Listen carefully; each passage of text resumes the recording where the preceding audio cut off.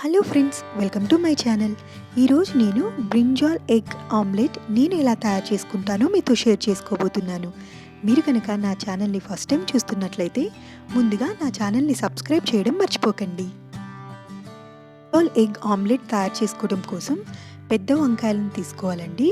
ఒక పెద్ద వంకాయని తీసుకొని దీన్ని మనము రౌండ్ స్లైసెస్ లాగా కట్ చేసుకోవాలి.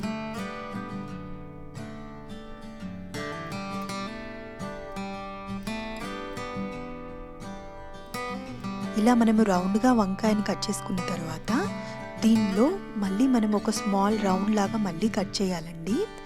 ఇలా వంకాయని కట్ చేసిన తర్వాత దీన్ని మనం సపరేట్ చేసి దీన్ని మళ్ళీ మనము చిన్న చిన్న ముక్కలుగా మనము కట్ చేసుకోవాలి.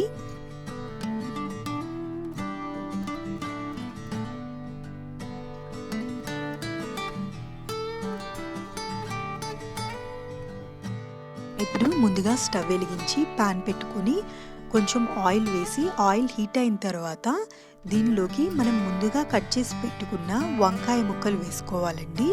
దీంతో పాటుగా కొంచెం ఉల్లిపాయ ముక్కలు కూడా వేసుకొని ఫ్రై చేసుకోవాలి. ఇలా ఆనియన్స్ అండ్ బ్రింజాల్ కొంచెం ఫ్రై అయిన తర్వాత దీనిలోకి కొద్దిగా పసుపు, కొంచెం కారప్పొడి వేసుకొని మళ్ళీ కాసేపు మనం ఫ్రై చేసుకోవాలి. ఇప్పుడు ఒక ఎగ్ తీసుకొని సరిపడా సాల్ట్ వేసుకొని బీట్ చేసుకోవాలండి.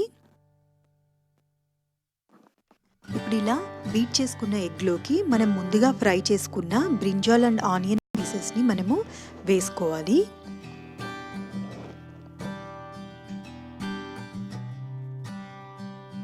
ఈ ఆనియన్స్ అండ్ బ్రింజాల్ ఫ్రై చేసుకున్న ఆయిల్లోనే మనం ఇంత ముందుగా రౌండ్గా స్లైసెస్ లాగా కట్ చేసుకున్న బ్రింజాల్ని మనము లో ఫ్లేమ్లో పెట్టి కుక్ చేసుకోవాలి.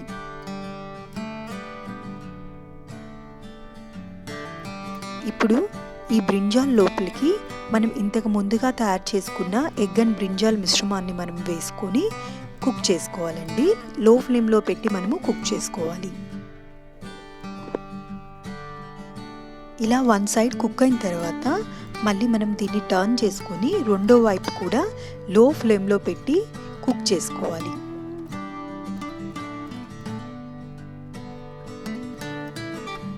అంతే అండి. ఇలా కుక్ అయిన బ్రింజాల్ ఎగ్ ఆమ్లెట్ని మనము సర్వింగ్ ప్లేట్లో తీసుకుని సర్వ్ చేసుకోవాలి. ఈ బ్రింజాల్ ఎగ్ ఆమ్లెట్ మనం రైస్లో తీసుకోవచ్చండి, ఈవెన్ రోటీలో కూడా బాగుంటుంది.